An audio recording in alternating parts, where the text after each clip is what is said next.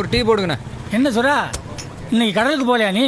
இல்லைண்ணே, ராமேஸ்வரத்துலேருந்து மீன் பிடிக்க போன எங்கள் ஆளுங்களை இலங்கை மிலிட்ரிக்காரங்க சுட்டுட்டாங்கண்ணே. அதில் ஒருத்தர் இறந்துட்டார். அதனால் தமிழ்நாடு பூராவே எங்கள் ஆளுங்க யாரும் கடலுக்கு போகல. ஸ்ட்ரைக்கு. நீங்களும் ஸ்ட்ரைக் பண்ணிட்டு தான் இருக்கிறீங்க, அவங்களும் சுட்டுக்கிட்டு தான் இருக்கிறாங்க. என்னமோ போப்பா. டீனே, உலகத்தில் எந்த மூலையில் யாருக்கு என்ன கஷ்டனாலும் அவங்களுக்காக முதல்ல கண்ணீர் வடிக்கிறவன் தமிழன். இன்னைக்கு அவன் கண்ணீரை துடைக்க ஒரு நாதியும் இல்லை. இதெல்லாம் எப்போ தான் முடியும்? ஒரு நாள் விடியும், நம்பிக்கை இருக்கு. சார் பேனா சார், பேனா சார், பேனா சார், 5 ரூபா சார், பேனா வாங்கிக்கோங்க சார். பேனா சார், சார் பேனா சார், 5 ரூபா சார், பேனா சார், சார் பேனா சார்.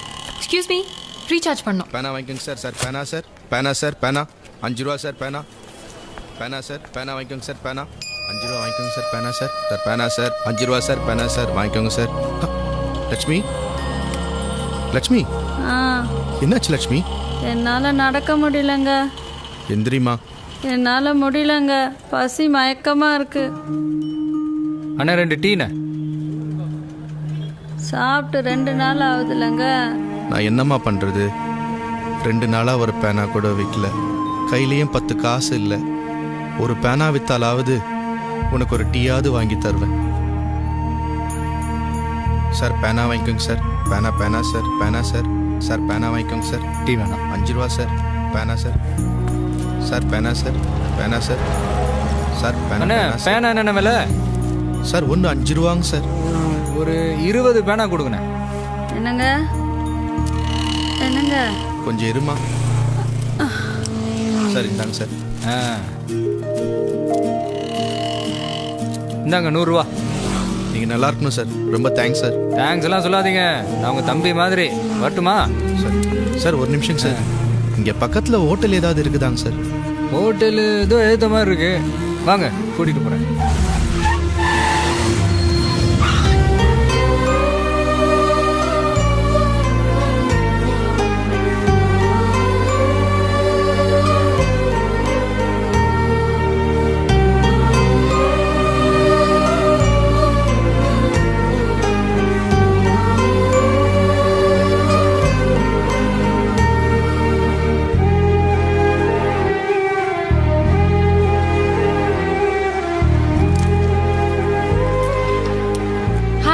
ஹலோ.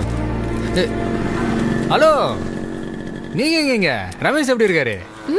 நல்லா இருக்காரு. என்னங்க? ஃபோனை ரீசார்ஜ் பண்ணுறதுக்காக காரை நிறுத்தினோம். நீங்கள் அவங்க கிட்ட பென் வாங்கினது, ரோடு கிராஸ் பண்ணி விட்டது எல்லாத்தையும் வேடிக்கை பார்த்துக்கிட்டு தான் இருந்தேன். எல்லாம் ஓகே, பட் பெண்ணை வாங்கிட்டு 100 ரூபா கொடுக்கறதுக்கு பதிலாக ஃப்ரீயாக கொடுத்துருந்தா அவங்க என்ன சந்தோஷப்பட்டிருப்பாங்கல்ல? கையில் காசு இல்லாமல் 2 நாள் பட்னியாக கிடந்தோம். அப்போ கூட ஐயா கண்ணு தெரியாது தர்மம் பண்ணுங்க சாமின்னு பிச்சை எடுக்காம பேனா விற்று தான் சாப்பிடணும்னு பிடிவாதமாக இருந்திருக்காங்க. 100 ரூபா ஃப்ரீயாக கொடுத்து அவங்கள நாமே பிச்சைக்காரங்களாக்கணும். அப்புறம் நீங்கள் கூட இந்த மாதிரி ஆளுங்க பொருள் விற்றாங்கன்னா வாங்குங்க, அவங்களுக்கு உதவியாக இருக்கும். வரட்டுங்களா?